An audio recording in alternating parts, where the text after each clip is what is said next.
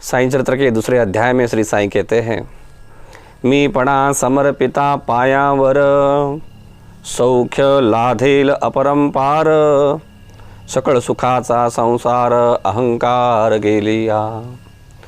इस श्लोक में श्री साईं कहते हैं, प्रत्येक मनुष्य को सुख चाहिए, लेकिन सुख तब तक नहीं मिल सकता जब तक हमें दुख का कारण पता न चले, और दुख का कारण है अहंकार। भगवत गीता में भगवान श्री कृष्ण कहते हैं, ममई वांशो जीवलोके, प्रत्येक जीव मेरा ही अंश है, और भगवान तो आनंद सागर है।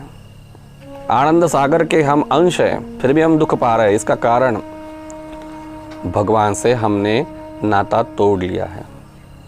अहंकार के कारण हम इस संसार में खुद को कुछ न कुछ समझ रहे हैं, और इस संसार को भी हम अपना समझ रहे हैं।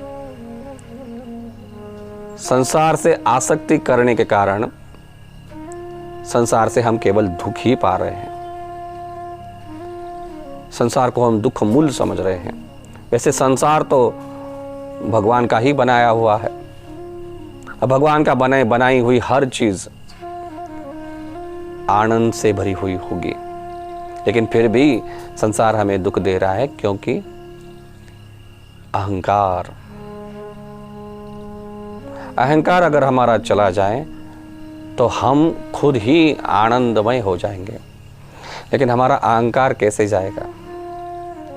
जब तक हम खुद को बाबा के चरणों में समर्पित न कर दे, तब तक हम आनंद सुख नहीं पा सकते।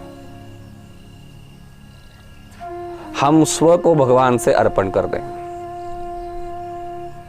तब क्या होगा? तब हम प्रेम से भर जाएंगे।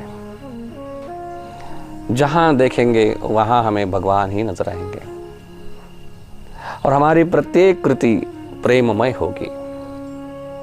हमारी प्रत्येक कृति, हमारा प्रत्येक कर्म हम बाबा को समर्पित करते जाएंगे,